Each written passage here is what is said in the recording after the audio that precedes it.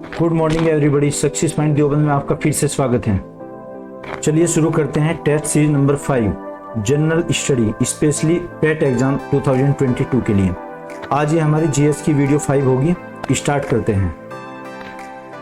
Question number first, Chittorgarh के किले के अंदर विजय स्तंभ के प्रतीक विजय स्तंभ का निर्माण किसने करवाया? देखना, जो विजय स्तंभ है इसका निर्माण किसने करवाया था? ये राणा कुंभा ने करवाया था सन 1440 से 47 या 48 तक इसकी ये काम कार्य पूरा हुआ 48 तक।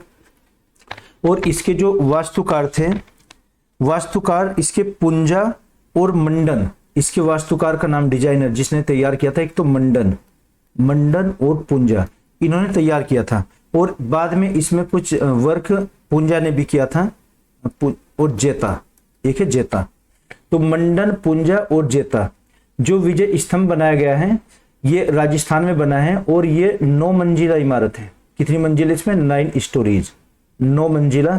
और इसकी जो ऊंचाई है, ऊंचाई लगभग 122 फीट, 122 फीट ऊंचाई है। और जो बेसमेंट इसकी बेस की जो चौड़ाई है यहाँ की, ये आ जाएगी चौड़ाई 30 फीट, 30 फीट। तो ऊंचाई कितनी है? 122 फीट, चौड़ाई कितनी है? 30 फीट। और इसमें कितनी मंजिल बनी है? 9 मंजिल। और जो इसकी पहली मंजिल है यानी कि जो ग्राउंड फ्लोर है, इस पर विष्णु भगवान की प्रतिमा बनाई गई है, इसलिए इसे विष्णु स्तंभ भी कहते हैं। क्या कहेंगे? विष्णु स्तंभ। विष्णु स्तंभ क्यों कहा जाएगा? क्योंकि प्रथम मंजिल पर भगवान विष्णु की प्रतिमा इसमें स्थापित की गई है। तो चित्तौड़गढ़ में ये विजय स्तंभ के रूप में बनाया गया था। और किसने बनवाया है? ये राणा कुंभा ने। राणा कुंभा का एक युद्ध हुआ था सन 1440 ईस्वी में। ये महमूद खिलजी के विरुद्ध हुआ था। महमूद खिलजी। इस लड़ाई को कहेंगे सारंगपुर की लड़ाई या सारंगपुर युद्ध। सारंगपुर युद्ध। तो राणा कुंभा ने महमूद खिलजी को हराया था। इस विजय उपलक्ष्य में ये राजस्थान में चित्तौड़गढ़ में बनवाया गया था विजय स्तंभ। आगे देखते हैं क्वेश्चन नंबर 2। सन 1529 में घाघरा के युद्ध में मुगल बादशाह बाबर ने किसे हराया था? तो बाबर ने किसे हराया? जो इब्राहिम लोदी का छोटा भाई था महमूद लोदी को हराया। घाघरा, जो ये घाघरा नदी है, ये कहां पर है? आधुनिक गोरखपुर जिला, उत्तर प्रदेश में। वैसे तो युद्ध ये बिहार सेना इसमें एक साथ थी और जो ये हुए थे अफगान। तो घाघरा कहां पर है? घाघरा नदी गोरखपुर में। सन 1529 में अंतिम युद्ध बाबर के द्वारा लड़ा गया था। बाबर ने जो पहला युद्ध लड़ा था यहाँ पर सन 1526 में पानीपत का युद्ध। कौन सा युद्ध था? 1526 में पानीपत का युद्ध किसके विरुद्ध लड़ा गया था? इब्राहिम लोदी के। और जो अंतिम युद्ध था घाघरा का युद्ध, ये महमूद लोदी के विरुद्ध लड़ा गया था।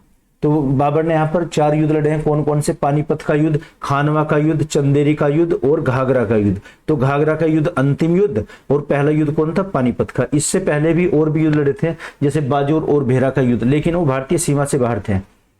अच्छा, एक क्वेश्चन आया कि कौन सा युद्ध था जो स्थल और जल दोनों पर लड़ा गया? तो घाघरा का युद्ध ये जल में भी हुआ है और स्थल पर भी हुआ है। किसके विरुद्ध था? महमूद लोदी के विरुद्ध। Question number 3।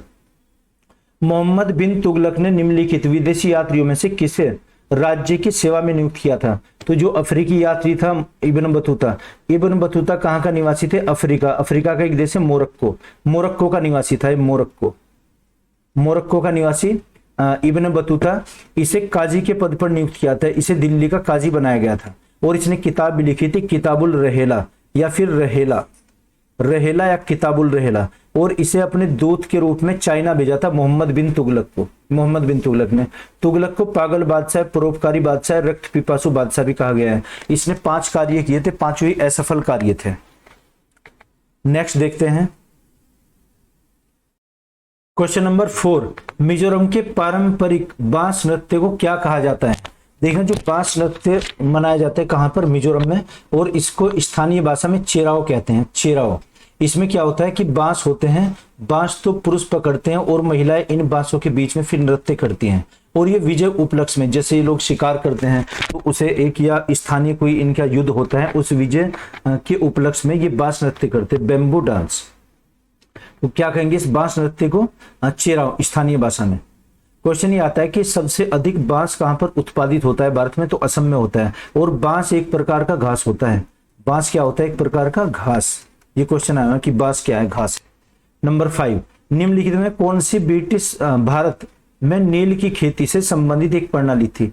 जो नील की खेती होती है, एकमात्र रंग ऐसा होगा जिसकी खेती होती है, इसको इंडिगो कल्टीवेशन कहा जाएगा। क्या कहेंगे? Indigo, Indigo cultivation. तो इसे खेती को क्या कहते थे? निज। निज एक प्रणाली थी, जैसे एक निज प्रणाली थी और एक रैयतवाड़ी प्रणाली थी। तो निज प्रणाली में क्या होते थे? जो नीले होते थे अपने व्यक्तिगत भूमि पर जो नील की खेती करवाते थे मजदूरों के द्वारा, या फिर अन्य जो ठेके पर देते थे अपनी जमीन को। तो नील की खेती को क्या कहेंगे हम? एक प्रणाली को निज प्रणाली। क्वेश्चन नंबर 6, ब्रिटिश संसद में सदस्य बनने वाले पहले भारतीय का नाम बताइए। जो ब्रिटिश संसद में एमपी चुने गए थे, पहले एमपी कौन बने थे? दादा भाई नौरोजी। वहां के हाउस ऑफ कॉमन्स के सदस्य बने थे दादा भाई नौरोजी। दादा भाई नौरोजी ने सबसे पहले राष्ट्रीय आय का आंकलन किया था। राष्ट्रीय आय नेशनल इनकम का आंकलन किया था, और एक व्यक्ति की आय 20 रुपए प्रति व्यक्ति मानी गई थी उस टाइम पर। 1867 में राष्ट्रीय आय का आंकलन किया था, और 1892 में वहां के सदस्य चुने गए थे। ब्रिटिश संसद में भाषण देने वाले प्रथम भारतीय कौन थे? दादा भाई नौरोजी। इन्होंने एक लेख भी लिखा है, ये drain theory of the wealth, धन के निष्कासन का सिद्धांत। दादा भाई नौरोजी ने कौन सा दिया? धन के निष्कासन का सिद्धांत। धन के निष्कासन का मतलब ये हुआ कि जो ड्रेनेज यहां से हुआ था, यानी कि धन वो भारत से अपने देश में ले जाया करते थे और वहां पर उसको निवेश करते थे। धन के निष्कासन का सिद्धांत किसने दिया था? दादा भाई नौरोजी ने। इन्होंने एक बुक भी लिखी है, राफ्त गोफ्तार। नेक्स्ट 7वां क्वेश्चन है, निम्न भारतीय क्रांतिकारियों में से किसने जर्मन के सहयोग से अंग्रेजों के खिलाफ सशस्त्र विद्रोह का विचार किया था? तो एक जो बाघा जतीन थे, एक क्रांतिकारी बाघा जतीन ने क्रांतिकारियों के एक समूह तैयार किया और ये सशस्त्र विद्रोह किया था अंग्रेजों के खिलाफ। हालांकि बाघा जतीन की डेथ हो गई थी वहां पर जेल में, ये धरने पर बैठे हुए थे। और प्रफुल्ल चाकी, खुदीराम बोस, अशफाकुल्ला जो खान थे, ये काकोरी कांड से संबंधित है। प्रफुल्ल चाकी और ये बंगाल में एक विद्रोह हुआ था, किंगफोर्ड की हत्या कर दी थी, उसमें थे। प्रफुल्ल चाकी शायद सबसे कम आयु के इनको फांसी दी गई थी। अशफाकुल्ला को भी फांसी दी गई थी। ये प्रथम मुस्लिम क्रांतिकारी थे जिनको फांसी दी गई। प्रफुल्ल चाकी और खुदीराम बोस, प्रफुल्ल चाकी जिनको फांसी दी गई थी सबसे कम आयु में अंग्रेजों ने दी थी। नेक्स्ट क्वेश्चन देखते हैं, Salal hydro electric power station निम्नलिखित में से किस नदी पर बनाया गया है? तो ये सिंधु की सहायक नदी चेनाब नदी पर बनाया गया। Salal hydro electric power station, जिससे हम बिजली बनाते हैं। तो सलाल परियोजना का है चेनाब नदी पर, और चेनाब किसकी सहायक नदी है? सिंधु नदी की सहायक नदी। क्वेश्चन नंबर 9, 1905 में बंगाल के विभाजन का आदेश किसके द्वारा दिया गया था? तो लॉर्ड कर्जन ने 1905 में बंगाल विभाजन किया था। इसने हिंदू मुस्लिम को अलग अलग किया था, लेकिन कर्जन का कहना था कि प्रशासनिक असुविधाओं के कारण, कि इतने बड़े राज्य का प्रशासन चलाना बहुत मुश्किल होता है, इसलिए बंगाल को अलग अलग किया गया था। और जो 16 अक्टूबर सन 1905 से प्रभावी हुआ था, ये प्रभावी किया गया था। इसकी डेट भी पूछी गई कि कब प्रभावी हुआ था? 16 अक्टूबर 1905 को। किसने किया था? लॉर्ड कर्जन ने। क्वेश्चन नंबर 10, 1931 में निम्नलिखित में से कौन इंडियन नेशनल कांग्रेस के अध्यक्ष बने थे? 1931 में। तो 1931 का अधिवेशन कांग्रेस का हुआ था कराची में, और कराची में कौन बने? सरदार वल्लभ भाई पटेल। 1930 में नहीं हुआ था, तो 31 में हुआ सरदार वल्लभ भाई पटेल। इन्हें फिर बाद में गृह मंत्री भी बनाया गया था, और इन्होंने एक ऑपरेशन चलाया था, ऑपरेशन पोलो। सभी रियासतों को भारत में मिला दिया था लगभग इन्होंने। तो इंडियन नेशनल कांग्रेस के अध्यक्ष कौन बने थे? ये सरदार वल्लभ भाई पटेल। इन्होंने मौलिक अधिकार और मौलिक कर्तव्यों की बात कही थी कि मौलिक अधिकार और मौलिक कर्तव्य हमारे संविधान में होने चाहिए, जब तक संविधान सभा का गठन नहीं हुआ था। नेक्स्ट क्वेश्चन देखते हैं, क्वेश्चन नंबर 11, जोग जल प्रपात किस राज्य या केंद्र शासित राज्य में स्थित है? तो जोग, जिसको महात्मा गांधी जलप्रपात भी बोलते हैं, जलप्रपात का मतलब जो झरना होता है, स्प्रिंग जो झरना होगा, ये कहां पर है? कर्नाटक में। नेक्स्ट क्वेश्चन, निम्नलिखित में से किस राज्य में भारत की सबसे बड़ी खारी और आर्द्र भूमि सांबर झील स्थित है? तो सांबर झील कहाँ है? ये राजस्थान में, राजस्थान के जयपुर से सटी हुई है। तो राजस्थान में सांबर झील, और ये भारत में सबसे बड़ी खारे पानी की झील भी है। देखना कहीं पर बुक्स में ये भी लिखा है कि चिल्का झील। समुद्र के किनारे जो झील होती है उनको लेगून झील बोलते हैं। जो समुद्र के किनारे होंगी। तो लेगून झील तो चिल्का झील है। और सबसे बड़ी खारे पानी की झील कौन सी हो जाएगी?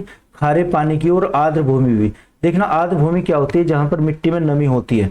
आर्द्र भूमि से संबंधित एक सम्मेलन हुआ था रामसर एक सम्मेलन है रामसर। ये इराक और ईरान में जगह पड़ती है। ईरान में वहां पर एक सम्मेलन हुआ था कि आर्द्र भूमि को बचाना है। तो राजस्थान में जो ये सांभर झील है, ये एक आर्द्र भूमि का भी उदाहरण है और खारे पानी की भारत में सबसे बड़ी झील भी है। नंबर 13, निम्नलिखित में से कौन सी नदी घाघरा नदी की सहायक नदी है? तो घाघरा नदी की सहायक नदी कौन सी? सरयू नदी। घाघरा नदी कहां पर है? ये गोरखपुर में। और सरयू नदी अयोध्या, सरयू नदी के किनारे ही अयोध्या बसा हुआ है। नेक्स्ट क्वेश्चन देखते हैं, क्वेश्चन नंबर 14। भारत में उष्ण कटिबंधीय सदाबहार वन कहां पर पाए जाते हैं? देखना, उष्ण कटिबंधीय किसे कहते हैं पहले देखिए आप। जैसे हमारी पृथ्वी होती है, पृथ्वी पर 0 डिग्री पर क्या हो जाएगा? 0 डिग्री। ये भूमध्य रेखा या विषुवत रेखा, इक्वेटर लाइन, विषुवत रेखा या भूमध्य रेखा एक ही बात है। और ये क्या हो जाएगा? इसका उत्तरी ध्रुव, नॉर्थ पोल कहां पर होगा? ये नॉर्थ पोल हो जाएगा। और यहाँ पर 23.5 डिग्री उत्तरी अक्षांश पर नॉर्थ में, इसको हम क्या कहेंगे? कर्क रेखा, ट्रॉपिक ऑफ कैंसर। और 23.5 डिग्री दक्षिण में क्या हो जाएगा? मकर रेखा। ये 23.5 पर होगा साउथ में, ये मकर रेखा, ट्रॉपिक ऑफ कैप्रिकॉर्न। तो कर्क रेखा, मकर रेखा और विषुवत रेखा 23.5 डिग्री। जो भारत की स्थिति है कहां पर? कर्क रेखा भारत के मध्य से गुजरती है। और कर्क रेखा से नीचे जो दक्षिण के राज्य हैं, जैसे केरल में सबसे पहले मानसूनी वर्षा भी होती है। तो जहां की वर्षा 200 सेंटीमीटर औसतन प्रतिवर्ष से अधिक होती है, वहां पर उष्ण कटिबंधीय सदाबहार वन होते हैं। सदाबहारी वन होंगे जो अपनी पत्तियां गिराते हैं, एक वर्ष में एक बार पत्तियां गिराएंगे, तो ये सदाबहारी वन हो जाएंगे।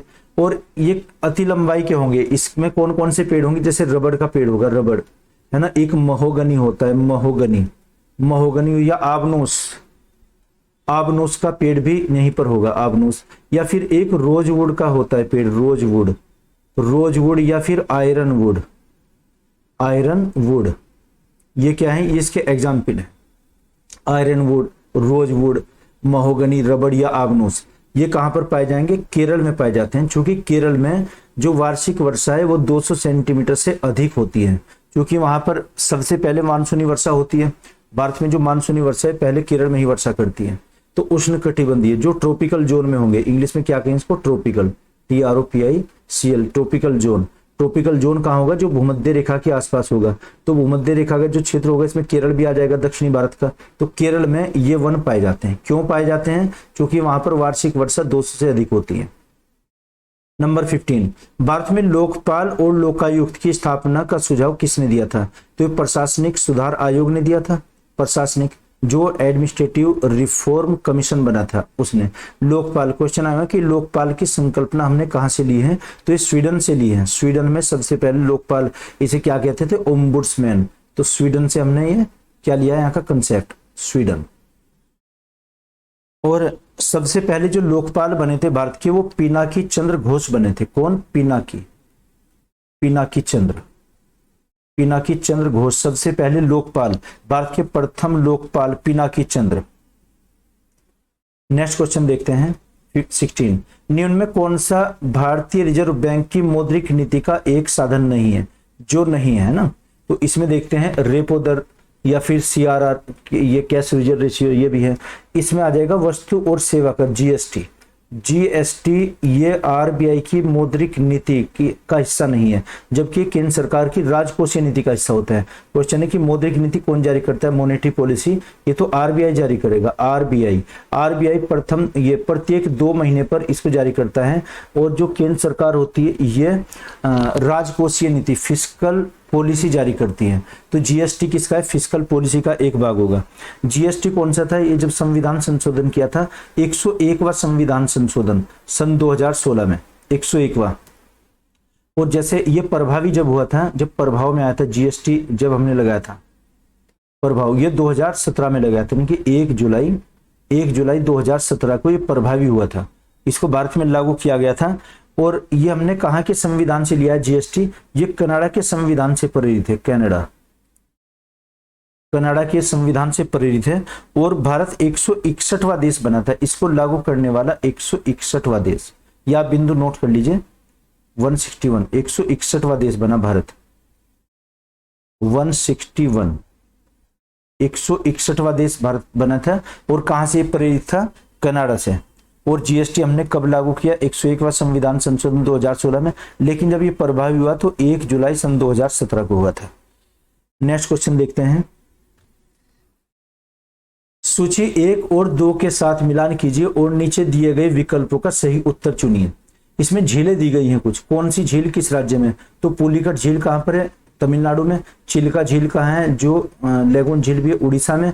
वुलर झील कहां पर? कश्मीर में। और सांभर झील आ जाएगी जयपुर यानी कि राजस्थान में।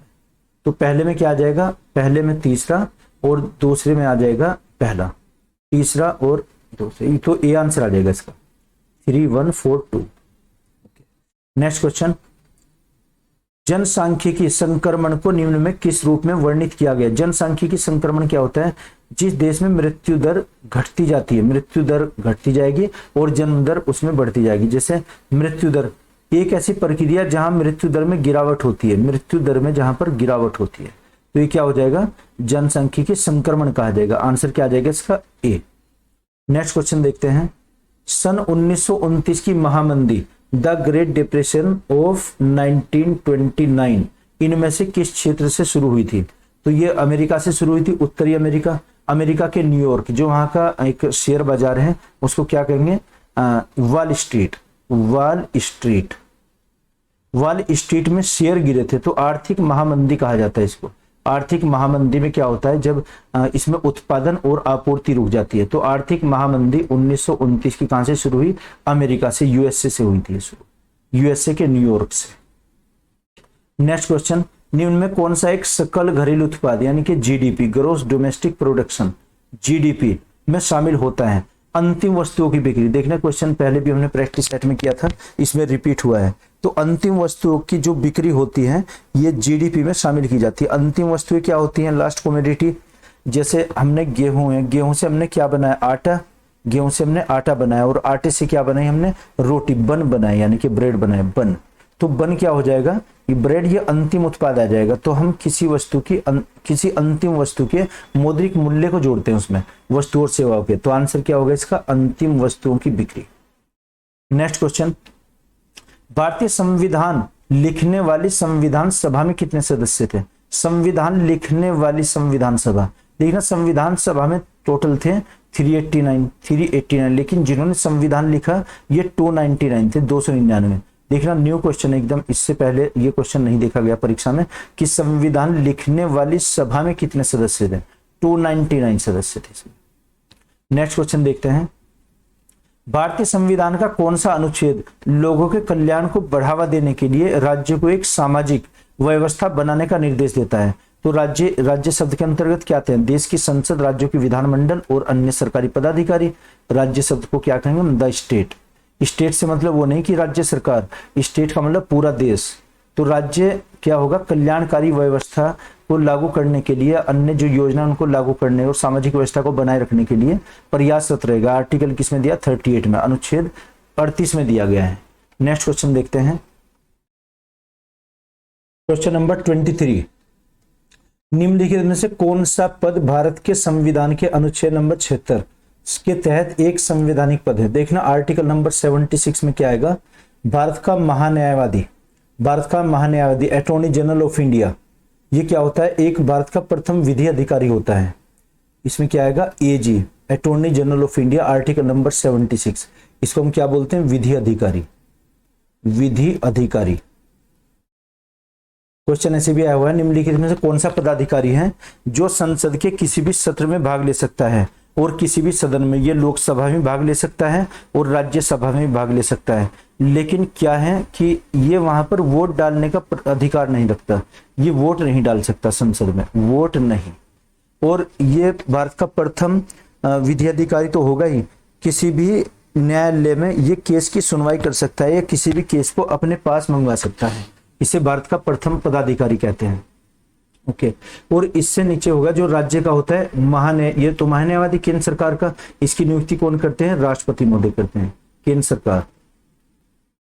और राज्य का क्या होगा? महाधिवक्ता।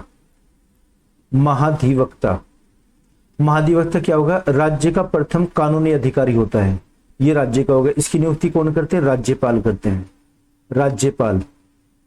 और इसे जो शपथ दिलाएंगे वो उसी राज्य के मुख्य न्यायाधीश, जो भी वहां के उच्च न्यायालय होगा उसके मुख्य न्यायाधीश। इसकी योग्यता क्या होंगी महाधिवक्ता की? कि जो हाई कोर्ट के न्यायाधीश के हाई कोर्ट का जो ये न्यायाधीश होगा कोई भी, उसकी जो योग्यता होंगी वही महाधिवक्ता की योग्यता होंगी, क्वालिफिकेशन। और महान्यायवादी की योग्यता क्या होंगी? जो सुप्रीम कोर्ट के न्यायाधीश की योग्यताएं होती। नेक्स्ट क्वेश्चन 24, भारत के संविधान के निम्नलिखित अनुच्छेदों में से कौन सा यह प्रावधान करता है कि देवनागरी लिपि में लिखी जाने वाली हिंदी संघ की आधिकारिक भाषा होगी? देखना, हमारी जो ऑफिशियल लैंग्वेज ऑफ इंडिया ये हिंदी है और देवनागरी लिपि होगी। इसकी अनुच्छेद 343A में दिया हुआ है, आर्टिकल 343 343 फर्स्ट में है। और हाई कोर्ट और सुप्रीम कोर्ट की जो भाषा होगी वो इंग्लिश होगी। जब संविधान लागू हुआ 1950 में, 15 वर्षों तक ऐसा किया गया, यानी कि 1965 तक रहेगी, लेकिन उसके बाद भी वही मॉडिफाइड कर दिया गया कि जो हाई कोर्ट या सुप्रीम कोर्ट की ऑफिशियल लैंग्वेज होगी वो इंग्लिश होगी। और हमारी आधिकारिक भाषा कौन सी है? राजभाषा। इसको हम क्या कहेंगे? राजभाषा। देखना, भाषा के लिए राष्ट्रीय प्रयोग नहीं किया गया कि राष्ट्रीय भाषा, भारत की राष्ट्रीय भाषा ना होकर राजभाषा। तो राजभाषा हमारी कौन सी? हिंदी। नेक्स्ट 25 क्वेश्चन, भारतीय संविधान का 103वां संविधान संशोधन सरकारी नौकरी और शैक्षणिक संस्थानों के लिए आरक्षण प्रावधान करता है। ये किसके लिए? जो आर्थिक रूप से कमजोर वर्ग होता है, इसको आज की डेट में EWS कहते हैं, EWS, इकोनॉमिकल वीकर सेक्शन। इसका एक सर्टिफिकेट भी बनता है जनरल कास्ट के लिए, और यहाँ पर 10% उनको आरक्षण दिया जाएगा। जो हम आर्टिकल नंबर 15 और 16 पढ़ेंगे, अनुच्छेद नंबर 15 और 16, सरकारी नौकरियों में आरक्षण का प्रावधान दिया गया आर्टिकल नंबर 16 में। तो वहां को इसको अप्लाई किया जा सकता है उन सरकारी पद के लिए। तो क्या आ जाएगा? ये आर्थिक रूप से कमजोर वर्ग के लिए। नेक्स्ट क्वेश्चन देखते हैं, किस घटना के कारण आकाश का रंग नीला होता है? तो आकाश का रंग नीला किसके कारण होगा? प्रकाश के प्रकीर्णन के कारण। प्रकीर्णन क्या होता है? कोई भी प्रकाश का कण है, इस पर जो प्रकाश की एक किरण टकराती है तो विभिन्न दिशाओं में स्कैटर्ड हो जाएगी, ये विभिन्न दिशाओं में फैल जाएगी, इसको प्रकाश का प्रकीर्णन कहते हैं। तो ये क्या हो जाएगा? आकाश का रंग नीला दिखाई देता है। नंबर 27, घरों में खाना बनाने के लिए उपयोग की जाने वाली तरल petroleum gas LPG, liquid petroleum gas, निम्न में से किसका मिश्रण होता है? तो लिक्विड पेट्रोलियम LPG किसका मिश्रण होगा? प्रोपेन और ब्यूटेन का। जैसे BP याद रखिए, जैसे BP बढ़ जाता है, ब्यूटेन और प्रोपेन। तो क्या आ जाएगा? आंसर इज B, प्रोपेन और ब्यूटेन। और एक होती है भाप अंगारे की व्यवस्था होती है, तो पेट्रोलियम से उस विधि से निकाला जाता है इसको अलग से, है ना। आसवान विधि होती है पेट्रोलियम का, आसवान विधि, परभाजी आसवान, परभाजी आसवान। तो क्वेश्चन आया कि पेट्रोलियम से हम किस विधि के द्वारा इसको अलग करते हैं? परभाजी आसवान करते हैं, उससे LPG बनती है फिर। नेक्स्ट क्वेश्चन 28, निम्न में से कौन सी प्रक्रिया तरल को सीधे वाष्प रूप में परिवर्तन करती है? तरल से वाष्प के रूप में, तो वाष्पीकरण की ये होगी प्रक्रिया, यानी कि वेपोराइजेशन। और ऊर्ध्वपातन क्या होता है? किसी ठोस को सीधे गैस अवस्था में बदलना। और ये क्या है? किसी द्रव को गैस अवस्था में बदलना, वाष्पीकरण, जब वाष्प बनती है, वेपोराइजेशन होता है। 29 क्वेश्चन, आवृत्ति का SI मात्रक क्या होता है? आवृत्ति, तो आवृत्ति का मात्रक क्या हो जाएगा? हर्ट्ज। आवृत्ति क्या होती है कि जो सुरंग और गर्त बनते हैं, आवृत्ति ऐसे चलती है, तो 1 सेकंड में इसने कितने दोलन बनाए? 1 सेकंड में। तो 1 सेकंड में मान लीजिए जैसे होता है ना 98.8 मेगाहर्ट्ज पर FM चलता है, जैसे FM रेडियो में सॉन्ग्स चलते हैं, तो 98.8 का मीनिंग ये हुआ कि 1 सेकंड में 9, और ये मेगाहर्ट्ज होता है, MHTZ, मेगाहर्ट्ज। मेगा का मतलब 10 की घात 6, तो 98.1 को अगर हम 10⁶ से मल्टीप्लाई कर दें, 1 सेकंड में इतनी बार घूमती है कोई तरंग, इसको हम क्या कहते हैं? आवृत्ति, फ्रीक्वेंसी। ये क्या हो जाएगी? फ्रीक्वेंसी। तो 1 सेकंड में इसने कितने चक्कर लगाए, कितने दोलन किए हैं, उसको हम फ्रीक्वेंसी आवृत्ति कहते हैं। नंबर 30 एंड लास्ट क्वेश्चन, निम्नलिखित में से कौन सा रोग कारक मलेरिया रोग का कारण होता है? तो मलेरिया किसके कारण होता है? ये होता है जीवाणु, कवक, विषाणु, परजीवी के कारण। परजीवी यानी कि प्लाज्मोडियम होता है कि ये प्लाज्मोडियम के कारण परजीवी, एक परजीवी होगा पैरासाइट ऐसा, जिससे मलेरिया रोग होता है। मलेरिया की दवाई कौन सी होती है? कुनेन, कुनेन। और ये मादा एनाफिलीज मच्छर के काटने से फैलता है ना, ये प्लाज्मोडियम होता है, एक प्लाज्मोडियम, प्लाज्मोडियम है उस परजीवी का नाम। ओके, तो ये आज की इस वीडियो में हम 30 क्वेश्चन ही करेंगे और इसके बाद हम मैथमेटिक्स की भी शुरू करेंगे जो डीआई की होंगी, जिसमें ज्यादातर क्वेश्चन, और ऐसे ही आगे बढ़ते रहेंगे। तो ये मैं आशा करता हूँ आपकी समझ आया होगा, और अगर नहीं तो कमेंट बॉक्स में आप लिख कर बताइएगा। Okay, thank you.